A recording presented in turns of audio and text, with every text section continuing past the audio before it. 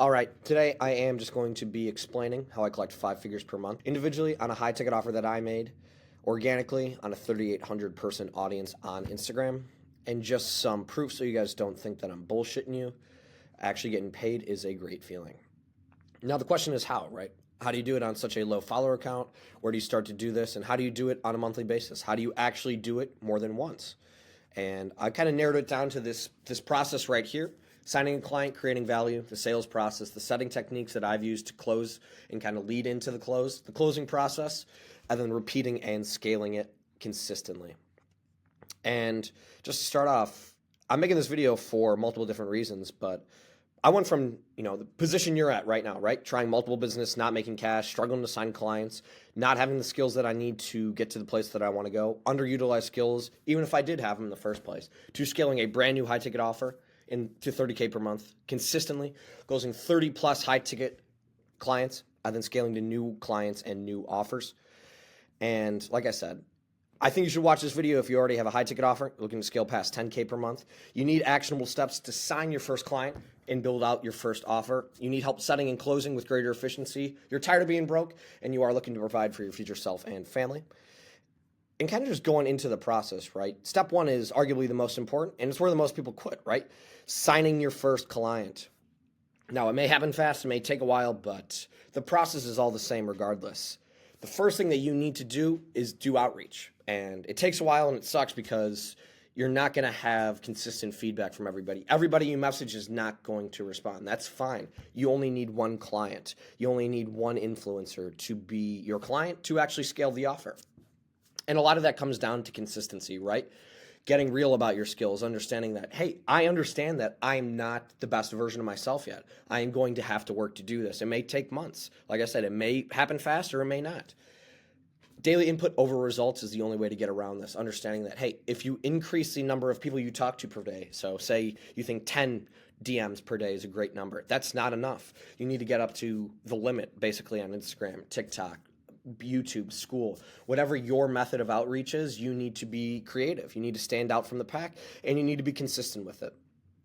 Number 3 is booking a call. So when you do actually get some interest in your process, your DM, whatever you're selling to them, you need to book a call with them ASAP, right? Get them on the phone with you, get them on a Zoom meeting, Google Meet, whatever it is, and kind of get them face to face with you so you can explain the process and sell the dream, hit their pain points on they're not making enough money, but you can help them get there. And a lot of that comes down to having a great pitch deck.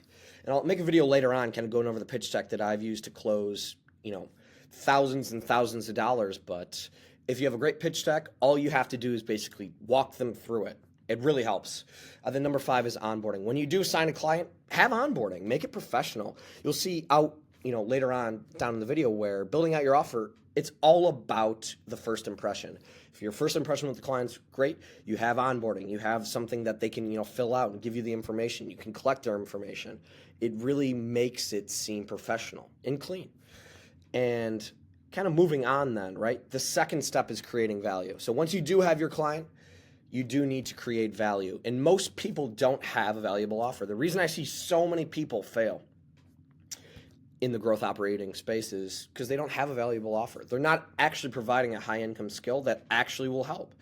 And a lot of that comes down to poor market research. So number 1 is most people just assume what their client base is. You have a huge audience on Instagram. You just assume, let's say that I'm, a gym audience. It may actually be that instead of people following me because I'm ripped and I can help them become, better at fitness, get them in better shape, they may actually just think I'm funny. That's up to you to figure it out. You need to do research calls, and you need to actually find out what the market that you have wants, right? Number 3, will this product that you're making actually help? And a good question you should ask yourself is, would you have your family buy it, right? You're making a crap program and you're expecting people to pay thousands of dollars for it. That's just not going to work out. A lot of that comes down to professionalism, right? Does it look like an adult made it? Would you say, this is actually a legit program? It looks like I've spent a lot of time. Is there clean onboarding? Is there a roadmap? Is there automated, DMs, messages getting sent to me? Do I have to do the whole process myself? A lot of this comes down to not finding a way out and actually putting the hard work in that takes to create a great product. Number 5 is gauging interest, right? Test it with your audience. You don't have to be right the first time. You may come out with the first couple research calls and say, hey, this program is, XYZ. I needed to do this for them, and I think they're going to love it. When you actually test it out on a large margin of the creator's audience, you may find out, no, that was crap. That's not going to work, actually. And as you continue to refine and go through the process, you're going to understand what the audience actually wants and how you can get them to their goal, their dream. And that's what you sell to them. The number 6 is case studies, right? Let people in free. Try them free first and understand that, hey, I understand I'm not making money first, or I may not be charging them as much as I could charge, but in the long run, you're going to sell more because people see, wow, this actually works. You guys aren't in it just for the money. You're in it to help people. That goes a long way. Collecting testimonials is also a great way to advertise. You can post those. You can do more with them than just selling. Step 3, establish a valid sales process. And this is an important one too, because most people try to overextend. If you are just getting on the Instagram, you don't need to start a YouTube and a TikTok. Master the Instagram. Unless your funnel on Instagram, converts at such a high percentage where you're easily making 6 figures plus per month. You're easily making 5 figures, 7 figures. Why would you start a TikTok? You haven't mastered the basics and you're already trying to move on to something that's advanced. You shouldn't do that. Don't stretch yourself too thin without results. And building into that is anything works, right?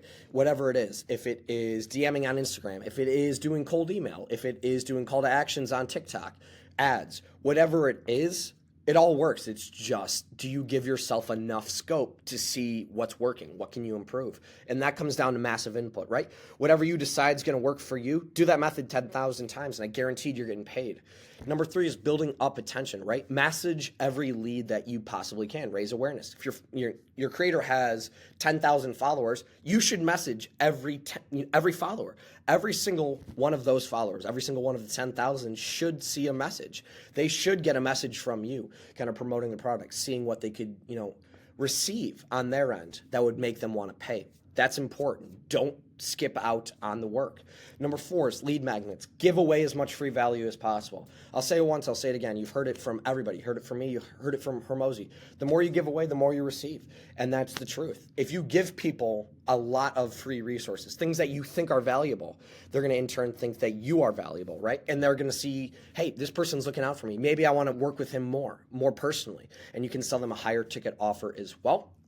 Number 5, case studies. Collect testimonials. I've said it twice now. Collecting testimonials is the only way to really build a long-term brand. You need to show that your product works, that you're not just some grifter or scammer, and that you can actually get results. Number 6 is your back-end setup. I'll make a video later on going over what I've done to kind of help expedite the process, the book a call system, Slack for reminders, calendar management, go high level, whatever it is.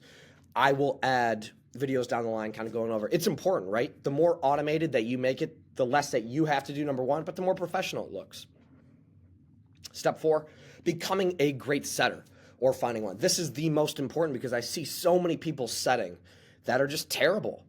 You need to set correctly. You need to feel like you are the creator. And I'm going to skip ahead, right? But sales is a skill that you can practice. The most important part of Instagram sales, the most important part of growth operations sales is becoming the creator that you are. Most people think that they're talking with the creator. Almost all of them think they are. That's important. You're building a relationship with your client from the perspective of you being the creator. You can't message edge the bot then. It's my point. Don't just hire a cheap foreign worker that's going to, work for cheap dollars, work for cheap amounts. No, you should be doing it until it gets to a 5-figure limit and then kind of start to, think about moving on to different people. But the truth is most of you guys aren't the best setters yet, and that's fine. The only way to become better is massive input. You need to practice. You need to actually put the time in to become the greatest setter that you can possibly be. And number 3 is qualifying your leads. A lot of setting just comes down to qualifying, building relationships, seeing if these people are actually worth the time of the program. Are they going to add to the group? Can they afford it? Are they able to increase the status of the program? Are they going to be open to a testimonial? If the answer is no to a majority of these questions, then you shouldn't have them in the program. You shouldn't just be selling to anyone that will buy it. You should sell to the right people. Number 4 is follow-up. Follow up over months. Do whatever it takes to sell. If you talk to a person one time and they reject you, that doesn't mean that they're not going to buy a month down the road after you consistently send them, lead magnets, you send them case studies, you send them more testimonials. It comes down to you being relentless and following up and showing them that this is going to work for you. It's worked for all of these people. You need this. It's going to change your life. Number 5 is sales tips. Now, shameless plug, follow my Instagram. I'll send you the sales tips. I spent a lot of time creating messages that you can just copy and paste into DMs. It works like a charm. Number 6, case studies. You've seen it up here again now. Kind of crazy, but the more case studies that you have, the more that you have validated your offer, the more that you've kind of built the reputation on. Most people are worried about getting scammed. That's the main issue. If you show them, hey, this is actually working, I have this many people in my program, they're going to be like, okay, I couldn't have scammed all 100 of those people, all 1,000 of those people. That's the truth. The more people that you have to show proof of your offer being, valid and not a scam, the more people are going to want to invest in it. And then backup setup as well. The call book flow, workflow, the no-show pipeline, the lead tag, CRM management, pipeline maintenance. I'll go over all of that in a later video, but it's important. It really helps the flow and allows you to build up long-term to do what you want to do. Number 5, closing process. Now, closing begins after no. If you just get, your funnel set up correctly, you set correctly, and then you kind of have them do the 2-call close, like I'll talk about later on here. But if they just buy right away, hey, that's well done on your part for setting up a correct funnel. But closing comes when they say no. And the best closers are not 100%. So don't get discouraged if, you hop on a call and people are, I'm not going to buy this. And you really spent a lot of time. Shake it off. Go on to the next one. It took me 14 calls to close my first client. 14. Most of you guys quit after 2 or 3. Don't quit. And the way that you close at a higher percentage and efficiency for an offer is doing a 2-call close. So you're, number 1, you're talking as the creator, but then you need to have them go over to you as the closer. So what you do is you just, you set up a quick phone call. You introduce it so that on the closing call, they don't think, who is this person? I'm not going to buy from a stranger. It allows for you to build rapport. You are no longer a salesman. You're part of the team of the creator, and now you are helping them. Number 2 is setting an agenda on the closing call. Most people hop on a closing call and they just try to hop right into it and say, hey, let's just buy this program. You don't need to do that. What you can do is give them a worksheet, and I'll talk about it in the CRM setup and your workflow to get them emails that give them more free value. Give them something to work on in between now and when their appointment is. And when you show up to the appointment, just walk through the worksheet. It's simple. It doesn't have to be more than 5 to 10 minutes, but if you walk through a worksheet, then you can also have them buy and understand that, okay, I'm an active participant in this program. It's not just these people selling me. I want to be part of this. I'm going to make a difference in my life. Allows them to buy in. 3 is pretty generic, hitting the pain points of their life, right? If you're selling a fitness offer to people who want to be fit, are you tired of being out of shape? Are you tired of being morbidly obese? Whatever that is for them, you need to hit it, because the harder you hit it, the harder that you make them understand, wow, I don't want this feeling anymore. They're going to run from that feeling. Most people will run faster from the pain than they will towards the dream, just because people are not motivated to achieve on their own. They're motivated not to get hurt. Number 4 is selling the dream, though. When you are, hitting the pain, it's okay to show them the other side as well. So if I'm talking to somebody who's unfit, you say, could you imagine yourself with the 6-pack as well, though? And, you're pulling all of these, whatever partners they want, girls, boys, whatever it is. Could you imagine yourself being completely ripped, being the person of your dreams? Oh, yeah, I could. Okay, perfect. And then you could showcase how that works. That's perfect. It leads into 5. Showcase that the program works. And a lot of that comes down to the pitch deck. Pitch deck, I think, arguably, is one of the most important parts of any close. The more that you can walk through the program and kind of give them a roadmap through the close, so it doesn't feel like a close, it's more so just showing you, okay, hey, we go from XYZ to there. It allows you to walk through the program with them together. 7 is objection handling. Now, reach out to my Instagram for the free sales tips. Like I said, closing, setting, I've got them. Put a lot of time into kind of the messages that I've set up for you. Send me a message. And then 8, the onboarding process after you close them, right? Making sure that it's clean and sleek. If you have a contract, if you have a terms of the mentorship, if you have a term of the program, what they can expect, the payment. instant onboarding emails for them, the roadmap of the steps they're going to take. The more information and the more that you can give them, the more that they are going to have to do, the more that they feel like, okay, this is a great investment. This is professional. When you buy something, right? If it's cheap, you just throw it away. But if it's expensive and you have to put time into it and you have to consistently activate, certain points of the offer or the product that you've bought, you're going to feel like, okay, hey, no matter what, it's up to me to get the rest out of it. It's no longer on you. The onboarding process puts it on them. And then step 6, rinse and repeat. All of the results that you saw above, right? Making, 20,000 a month, 30,000 a month, unbelievably achievable for you. It's just up to you to find a way to get there. And a lot of you guys just need to figure it out as you go. And it's a crap way to say that nobody really knows what they're doing, but that's the truth. You're going to have to start as a beginner, and then you're going to have to work to become advanced, and that's the truth. Just don't give up. Don't give up right now. Nobody has it figured out when they started. Everybody got started just like you. All thing that you can do is take action, be relentless, ask for help if you need it. If you can't move forward on your own anymore, right? You've been stuck at this roadblock for a month, 2 months, 3 months, 4 months. Maybe you need some help, and that's fine, but look towards the right sources for help. And the truth is that you're more capable than you know it. The only thing that you have to do is work harder than you think that you can. And that looks like working when you're tired. And that looks like, consistently showing up, putting 16-hour days in, doing it month after month, year after year. And it sucks that it's like that, but that's the only way to get to the top. If you want to get to the top, it's up to you to push yourself mentally to be able to work harder for your dream.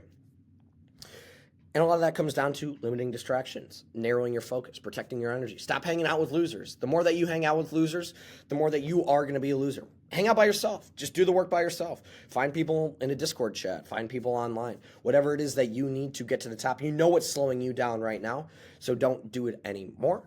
And then pivot, right? Don't be afraid to understand that, okay, maybe this isn't going to work out for me after I've given it an actual try. Most of you guys won't get to the point where you've actually tried really hard, right? Where you get to 6 months in. And if you get to 6 months in, and you're putting 16-hour days in every day for 6 months, pivot, right? It's not going to work out for you, not because you're not working hard enough. It just may not be the right avenue of your success. But I would just say network with like-minded individuals too, so you can kind of see what they're doing as well. That's why you watch this video as well. I just want to say, I believe in you guys. If you ever need any more help, you know where to ask. Follow my Instagram. It's in the bio. And yeah, have a great day.